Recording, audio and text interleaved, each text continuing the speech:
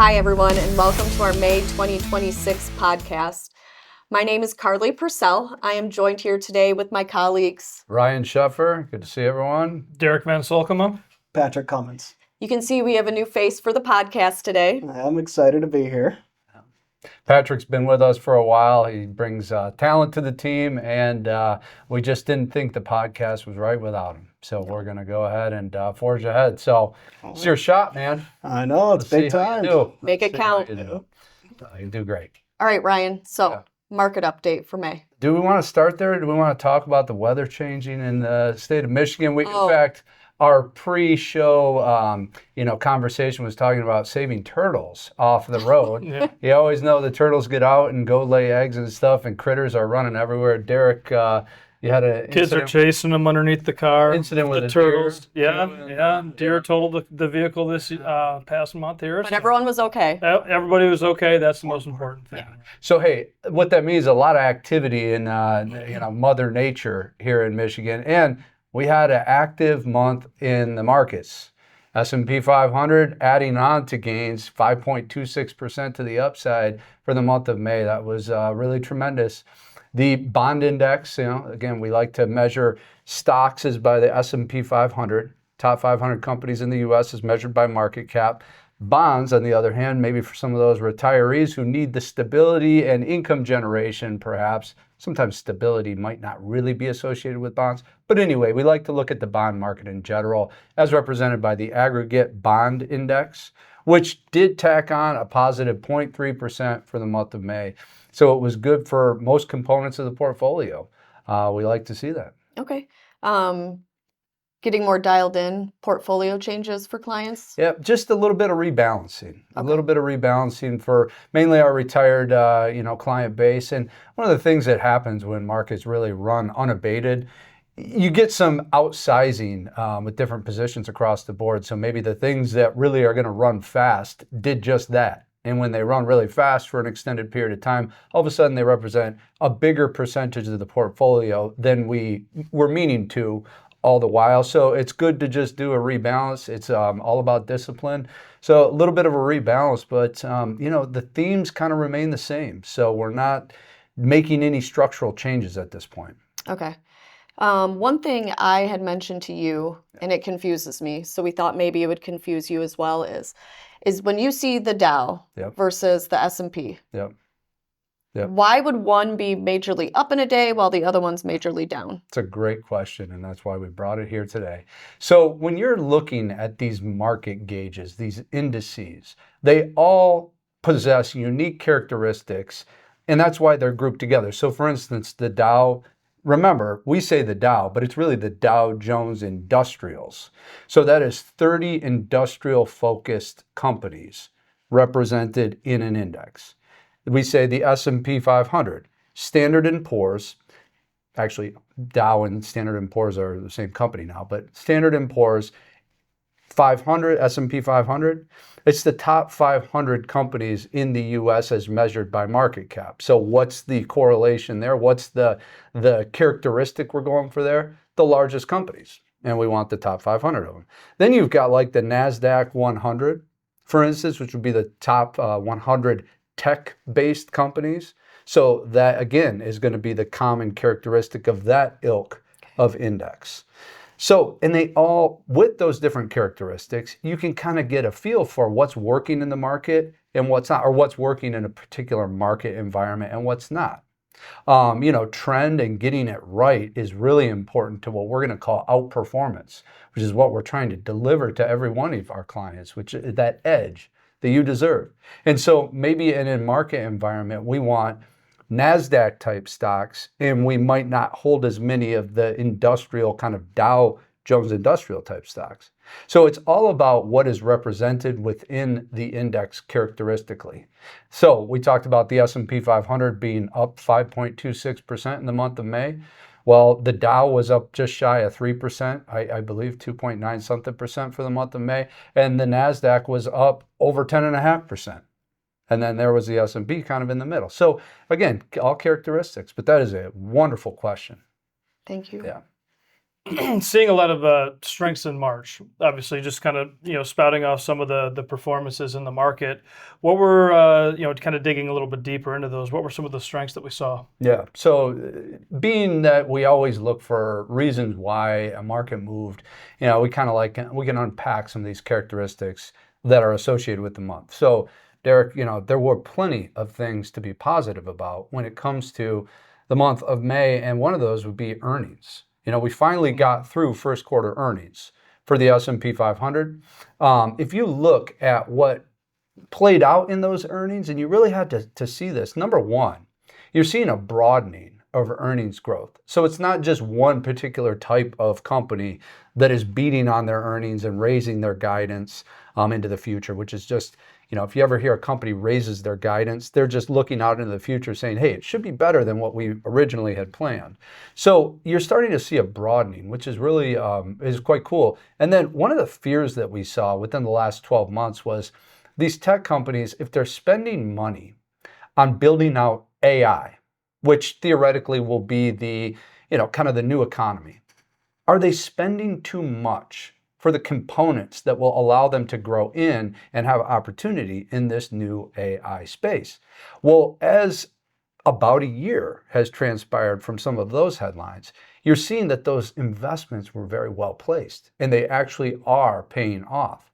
So you're not only seeing that, when you get a earnings report, it's like if the stock goes up, you would say, well, that's a multiple expansion. Earnings aren't getting dramatically better, but the stock price might be dramatically higher. That would be a multiple expansion. What you're actually seeing is that earnings growth and markets, individual stock prices moving higher, and they're actually solidified by fundamentals. It's not this thing where investors are having to pay more for earnings. They're actually getting more earnings for their dollar. That is a tremendous thing. So broadening and also the quality of earnings are really playing out well. And one of the other positives that I took away from the month of May was the price of oil declined quite a bit. Now, oil is extremely volatile due to conflict with Iran, and that's going to be one of the challenges. There's no question. There's no question about it. But let's just say, the price of oil has remained very resilient. And Patrick, you asked me a question the other day. How can it maintain this price when the Straits of Hormuz have been closed for a long time? And we kind of talked about just anticipations and also just relativity. The price of things in general has gone up quite a bit.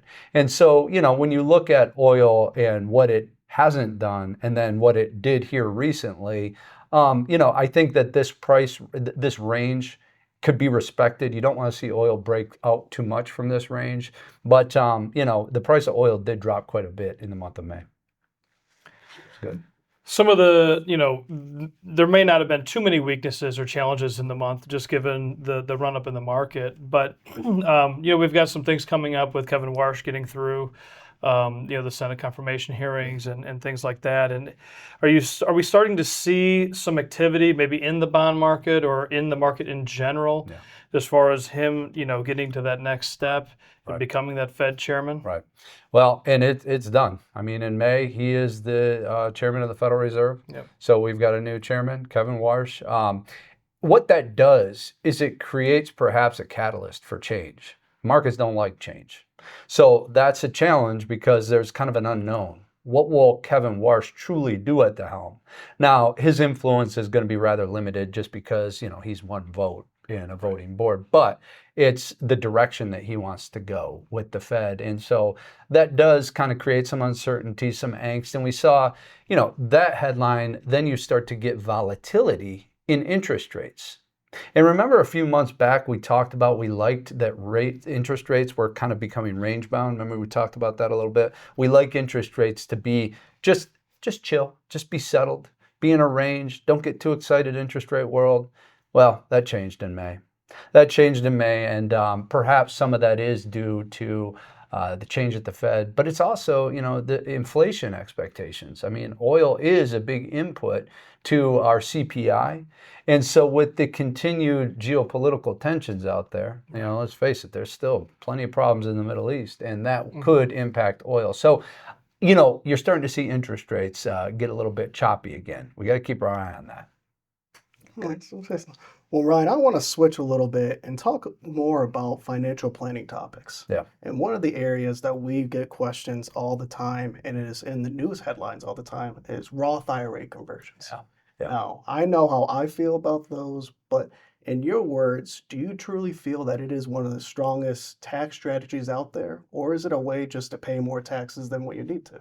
Yeah, well, it's a very popular question, and Patrick's in just about every planning meeting that I would have. So, you're hearing a lot about it. And Derek, I know you've mentioned it before too. You got a lot of clients talking about Roth IRAs and stuff. Right. You know. Yep, it's always a planning topic that comes up, and it's a game, right? It's you got to look at IRS rules and taxation and maybe top of certain tax brackets to make sure that it makes sense on when you're doing it. If you are going to use that as a strategy. Yeah. So anyway, those are the very wise words. And, my perspective on it is such that it has to work for your situation. So you can't just read a news article about Roth IRA conversions and how you have to do it. Well, why do you have to do it? Or was that written for your neighbor who maybe it's better for them? See, everybody's financial landscape is different. Everybody's goals and objectives are different. So you've got to be careful to take blanket guidance as if it's somehow directed at you. Oftentimes we'll say that financial planning is like artwork. What appeals to your eye? We're here to tell you, what art might be, but what appeals to your eye? Do you like the banana taped to a piece of canvas that auctioned off at Christie's for $1 million? That's not really artwork to me, but it was to somebody. Again, it's what appeals to your eyes. What are your goals and objectives? So let's say that you've got, no children. Maybe you're single, even yourself, and you're in your retirement. Why in the world would you convert to a Roth IRA? The motivations would be less than somebody who's trying to leave a massive legacy of tax-free money to their heirs. And oftentimes I chalk it up to Roth IRA conversions are inevitably for your heirs. So again, I think that it's worth a discussion, but just don't have angst that you need a Roth IRA, that you have to have a Roth IRA. And what is a Roth IRA? It's where you're putting money into a retirement type of account and you're not getting a tax deduction, or maybe you're paying taxes on those dollars as they go in. But then the growth over the years, as long as you're over 59 and a half and have had that money in for 5 years, would be tax-free. So again, it characteristically speaking, there are some benefits there, but is it right for you? It's a great question. I'm glad you brought it up. No, that's a great topic, and it kind of leads into my next one, talking about financial plans. When we put together a plan, a lot of our clients have it, and we feel that many people should have one in place. What does a financial plan success look like, and how do we judge if we've hit our goals that we wanted to? Yeah. So I think any financial planner, wealth advisor should have the tools that are necessary to help figure out what is possible for a potential retiree and what might be best avoided. And I mean, Derek, do you feel that the financial plan is probably the best for that? I think it's making sure that you've got a strategy in place, right? So many people are just kind of going at it themselves. They're picking stocks that their neighbor maybe said that they're in, or the next hot thing. I think having discipline, understanding where you're at today, where you're trying to get to, how Social Security can overlay into different topics with withdrawal strategies, Right. The legacy planning that we talked about previously here.